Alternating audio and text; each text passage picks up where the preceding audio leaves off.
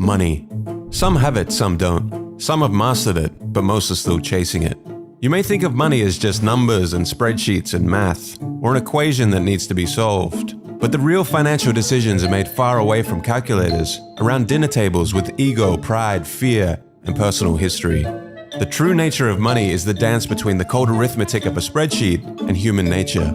When it comes to money, we are complicated creatures, and financial success is not so much about how much you know, but how you behave. This video was inspired by Morgan Housel's amazing book, The Psychology of Money. Let's delve into the strange and human side of money.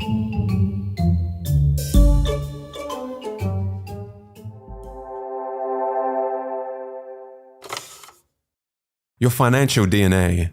You aren't crazy. We all come from different generations, with parents earning different incomes and holding different values, living in various parts of the world, born into different economic environments with varying incentives and varying opportunities. We all have very different experiences towards money. Take for example the stock market and inflation. People born in 1970 saw an almost tenfold increase in the S&P 500 during their teens and 20s, leading most to have a positive view of the stock market and a higher inclination to invest. People born in the 1950s, however, saw the stock market go nowhere in their teens and 20s, leading to a more negative view of the stock market and less inclination to invest. People born into the 1960s experienced significant inflation during their teens and 20s, leading to a higher awareness and a more negative view of inflation and its effects. People born in 1990 experienced relatively low inflation during their lifetime, leading to less concern and awareness of its effects. A person's experience with the stock market and inflation during their formative years greatly shapes their attitudes and behaviors towards investing and financial decision-making. People justify every financial decision they make based on the information they had at that moment and their mental model of the world, which has been passed on to them from their parents and is shaped by their unique life experiences. Although they can be misinformed, lack information, or make bad decisions, their actions make sense to them in that moment and align with their own personal story. According to Housel, people do some crazy things with money, but no one is crazy. We all have unique worldviews, and since there is no universally correct way to manage money successfully, none of us are crazy. We make financial decisions based on our personal life experiences and our worldview. Financial decisions are often not made purely on logical or mathematical grounds, but are shaped by your unique experiences and worldview. Be wary of one-size-fits-all financial advice, as what may seem irrational to others could make perfect sense to you. Compound Kings. There is no doubt that Warren Buffett is considered one of the greatest investors of all time. What is staggering is that $81.5 billion of Warren Buffett's $84.5 billion net worth was earned after he reached his mid-60s. Housel explains that few pay enough attention to this simplest fact. Buffett's fortune isn't due to just being a good investor, but being a good investor since he was literally a child. As a result of investing from the early age of 10, Buffett was able to harness the power of compounding. So what is compounding in a nutshell? Let's say you invest $1,000 at an interest rate of 8%. Your initial investment would earn you $80 after 1 year. If you compounded your total of $1,080 at 8% interest the next year, you would now earn $86.4. You've earned money on your initial investment as well as the interest you earned on the principal. An investment compounded over time gains interest not only from the original investment, but also from the interest generated on top of the original investment. The counterintuitive nature of compounding makes many of us not realize how extreme the results can be. Warren Buffett began seriously investing at the age of 10 and had a net worth of $1 million by the age of 30. Let's imagine an alternate reality where Warren Buffett behaved more like most young men in their 20s and used a lot of his early income on traveling and a few nice cars. If he started with a net worth of $25,000 at the age of 30 and retired at 60, but continued to generate the amazing returns that he does of around 22% annually, his net worth today would be around $11.9 million, which is 99.9% less than his actual net worth today of $84.5 billion. Warren Buffett's financial success can be attributed to the financial base he built in his early years and his longevity in investing. His skill is investing, but his secret to success is time and the power of compounding. Consider this from another perspective. The richest investor of all time is Warren Buffett. However, in terms of average returns, he is not the greatest. Jim Simons, for instance, is a hedge fund manager who has compounded money at a staggering 66% annually since 1988. a much higher rate than Buffett. The net worth of Simons, however, is $21 billion, which is 75% less than Buffett's. How is this possible? According to Housel, the reason for this is that Simons wasn't able to find his stride in investing until he was 50 years old, effectively giving him less than half as many years to compound as Buffett. Housel estimates that if he had invested over a time frame as long as Buffett, his net worth today would be 63 quintillion, 900 quadrillion, 781 trillion, 780 billion, 748 million, $160,000. It's important not to underestimate the power of compounding. No matter how counterintuitive the results of compounding may seem, they should never be ignored. People often focus on short-term gains, overlooking the long-term impact of compounding. Understanding and leveraging the power of compounding is crucial for long-term financial success. It's not about making quick high returns, but about consistent long-term growth. Pessimism and money. Optimism is a belief that the odds of a good outcome are in your favor over time, even if there are setbacks along the way. But when it comes to money, we all have a bias towards pessimism that we hold dear in our hearts. Looking back, however, things have generally improved over the years. So what is it about pessimism that we are inclined to embrace rather than optimism? The answer is because good things take time and don't happen overnight. Money is a subject that attracts pessimism for a variety of reasons. Let's start with the fact that money matters to all of us. When we hear about something bad happening in the economy, we're more likely to pay attention. For example, a 40% decline in the stock market over 6 months is likely to attract attention immediately and may even attract government intervention. However, the incremental nature of a 140% gain over 6 years can go largely unnoticed. Every year, 500,000 Americans are saved by the progress of medicine over the last 50 years. Slow progress, however, attracts less attention than quick, sudden losses, such as terrorism, plane crashes, and natural disasters. There are many overnight tragedies, but few overnight miracles. To be practical, we don't have to be pessimistic. Despite setbacks, we can hold on to the belief that over time, the odds of a positive outcome are in our favor. When watching the news highlighting a stock market crash, economic woes, or other money problems, try to remember that things tend to improve over time. Don't let the allure of pessimism cloud your judgment. A balanced reality-based optimism, viewed over a longer time horizon, is often more rational for long-term success and can reveal opportunities you would miss with a pessimistic outlook. 2 forgotten elements. In 1968, there were roughly 300 million high school-aged people in the world, and of those 300 million, 300 students attended a small school in Seattle called Lakeside. Lakeside happened to be the only high school in the world at the time that had a professor with the foresight to lease a computer, the Teletype Model 30. This was no ordinary computer. It was advanced for the time, and the type of computer that even graduate students didn't have access to. And for one lucky student at Lakeside, this would change everything. That student was Bill Gates. From 300 million down to 300. So in 1968, there was roughly a 1 in a million chance of being a high school student with access to a computer. Bill Gates and his schoolmate Paul Allen would go on to create Microsoft together. Even as a teenager, Gates showed exceptional intelligence, hard work, and a vision for computers unlike anyone else. But going to Lakeside also gave him a 1 in a million competitive advantage and head start. And Gates is not shy about this. In 2005, he said, "If there had been no Lakeside, there would have been no Microsoft." What is not often mentioned in the early Microsoft story was a third member of this gang of high school computer prodigies, Kent Evans. Just as intelligent, just as visionary, Kent could have very well been one of the founders of Microsoft alongside Gates and Allen. However, that would not happen. A mountaineering accident took Kent's life before he graduated high school. The odds of a high school student being killed in a mountaineering accident are around 1 in a million. Just as the extremely rare stroke of luck would propel Bill Gates and Paul Allen to great success, Kent Evans would experience an extremely rare event with an encounter with what Housel calls the close sibling of luck, risk. Luck and risk are like the winds and the waves that determine the course of a sailboat. The sailor can control the rudder and the sails, but ultimately the direction and speed of the boat are influenced by external factors that cannot be fully predicted or controlled.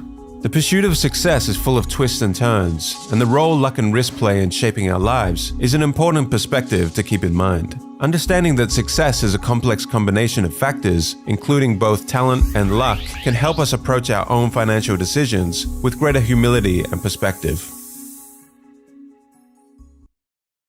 Be cautious in attributing your own successes or failures solely to your own actions. Acknowledge the roles of luck and risk. When learning from others, try to emulate broad patterns you encounter as opposed to extreme individual examples that often involve a high degree of luck or risk. These extreme cases are not easily replicable. The key to happiness. People want to become wealthier to make themselves happier, but according to Housel, the key to happiness is the ability to do what you want, when you want, with who you want, for as long as you want. The pursuit of material wealth has led to many people working harder and giving up more control over their time, despite being richer than ever before. However, studies show that having control over your life is the most dependable predictor of positive feelings of well-being, more than your salary, house size, or career prestige. Ultimately, controlling your time is the highest dividend money pays. Pursuing money without valuing time is like filling a bucket with a hole in it. No matter how much water you pour in it, it will continue to leak out. Similarly, no matter how much money you accumulate, it won't bring lasting happiness if you don't have control over your time and can't enjoy the fruits of your labor. Prioritize gaining control over your time when considering how to use or invest your money. The freedom to do what you want when you want is often more valuable than any material possession. Tail events. Heinz Berggruen, a man who fled Nazi Germany and settled in America, became one of the most successful art dealers of all time. He collected a massive amount of art, including works by famous artists like Picasso, Klee, and Matisse. In 2000, he sold part of his collection for over 100 million euros. But what was his secret to acquiring so many masterpieces? Was it skill? Was it luck? According to Horizon, a research firm, great investors buy vast quantities of art and hold on to them for a long period of time. They wait for a few of those paintings to become well known and worth a lot of money, even though most of the paintings they bought were not worth very much. In other words, it's not about being right all the time, but having a diversified portfolio and waiting for just a few winners to emerge. Perhaps 99% of the work someone like Berggruen acquired in his life turned out to be of little value. He could be wrong most of the time, but that doesn't particularly matter if the other 1% turns out to be the work of someone like Picasso. These events are known as long tails, when a small number of events can account for the majority of outcomes. The long tails of Berggruen's art collection are what led to his ultimate fortune. The story of Berggruen teaches us a valuable lesson about investing, and this long tail concept also applies to many aspects of business and investing. The obvious example is venture capital. Most of the startups in a VC fund will fail and lose money for the fund, but all they need are a few outlier startups which make 20x returns to make up for these losses. Take Amazon for instance. In 2018, it drove 6% of the returns on the S&P 500, even though it is just one company. And if we look inside Amazon, its growth was largely driven by two tail events, Amazon Prime and Amazon Web Services. These two products alone more than made up for all of Amazon's less successful experiments, such as the Fire Phone or travel agencies. After the disastrous release of the Amazon Fire Phone, rather than apologizing to shareholders, Jeff Bezos said, "If you think that's a big failure, we're working on much bigger failures right now. I'm not kidding. Some of these are going to make the Fire Phone look like a tiny little blip." Bezos understands that it's okay to make mistakes and fail with most products if the process creates the 1% of tail event products that drive everything. Tail events are mostly unintuitive and hidden from us because we only see the finished products and not all the failures along the way that led to that finished product. Housel in the book uses a real-life example of a stand-up comedian. When you're watching the Netflix special, you're probably saying to yourself, wow, this comedian is amazing and hilarious. But what you aren't seeing are all the trial and error failed jokes that the comedian tried out in small clubs all around the country before doing the special. The Netflix special is the 1% compendium of all the tail event jokes that actually made people laugh. 99% of the jokes along the way were probably just okay. When it comes to investing, even though long tails are prevalent, most of us ignore them. When things go wrong, we tend to overreact. As soon as you accept that tails drive everything in business, investing, and finance, you realize lots of things may go wrong, fail, or fall apart. Remember, out of nearly 500 stocks Warren Buffett has picked, only 10 have made the majority of his money. Good stock pickers will only be right half of the time. Good leaders will only make good decisions half of the time. The fact that you might be wrong sometimes doesn't mean that things won't work out over time. In the end, the outcome can be determined by only a small number of events.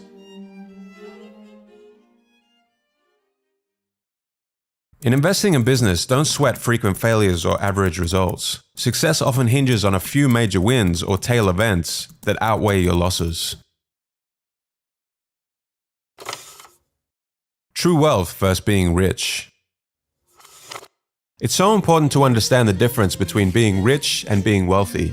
Richness is about your current income and the things that you own, while wealth is about the financial assets that you have yet to spend. True wealth isn't what you see, but what you don't. It's easy to assume that someone driving a Lamborghini is wealthy, but appearances can be deceiving. In reality, many individuals are living beyond their means and relying on debt to fund their flashy lifestyles.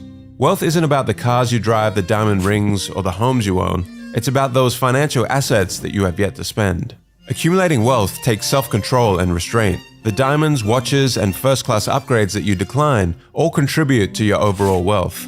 It's easy to find rich role models who spend lavishly, but true wealth is hidden and therefore harder to imitate. We're conditioned to believe that having money means spending money, but the real key to building wealth is to save and invest the money you have. In fact, the only way to be wealthy is to not spend the money that you do have.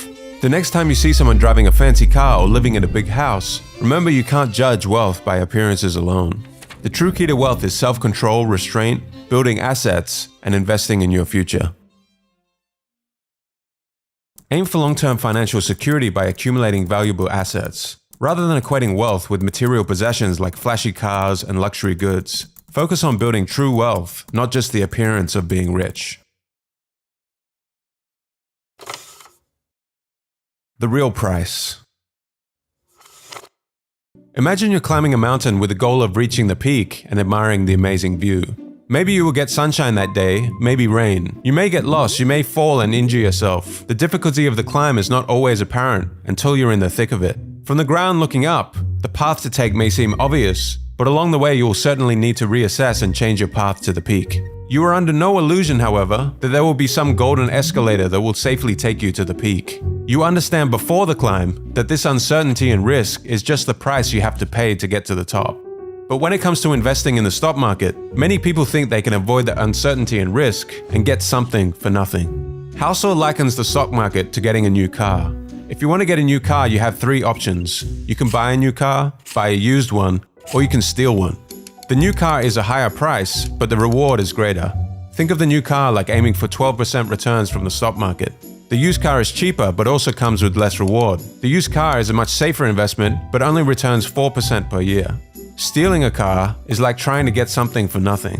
99% of people would avoid stealing the car because the consequences outweigh the benefits. However, when it comes to the stock market, people seem to be under the impression that they can take option 3 and steal from the market. They try all kinds of tricks and strategies to get good market returns without paying the price, attempting to sell right before the dip or buy before a boom. Consider, for example, wanting to earn an 11% return over 30 years in preparation for your retirement. From 1950 to 2019, the Dow Jones Industrial Average has returned about 11% per year. Over those 69 years, however, of course, there have been many high highs and low lows. For many, the sight of their investment going up and down can be traumatic, so they try to get in and out quickly without paying the price of volatility and uncertainty over the long term, akin to trying to steal the car. The price you must pay is not just about dollars or cents when investing. It's about accepting the emotions that volatility, fear, and risk can bring. Recognizing that successful investing comes with a price is crucial. The price is not immediately obvious, but you have to pay it, just like you would for any other product. The key is to convince yourself that the market's fee is worth it, and it's an admission fee worth paying. There's no guarantee that it will be, but if you see the admission fee as a fine, you'll never enjoy the experience. Be willing to pay the price once you find it. View market volatility as an admission fee for the potential of higher returns, rather than as a fine for doing something wrong. This mindset will help you stick with your investment strategy for longer time periods and during tough times. Hedonic treadmills. Enough. No when enough is enough. Become familiar with the concept of hedonic adaptation, or the hedonic treadmill. Every time you hit the goal, you keep moving the goalpost further ahead. You need only look at the demise of Bernie Madoff and Gupta, two men who already had everything and were ultra wealthy, but all the money in the world would never have been enough, both resorting to crime to make even more money. The pursuit of wealth and success without a sense of knowing when enough is enough is like climbing a never-ending ladder. No matter how high one climbs, there is always another rung to reach for, and the pursuit can become all-consuming, leading to a lack of happiness and fulfillment. Set a stable goal for what enough means to you. Otherwise, rising expectations will keep you perpetually unsatisfied and prone to needless risks. Be aware of the pitfalls of social comparison. Instead of endlessly comparing yourself to others, focus on what truly brings you happiness and fulfillment.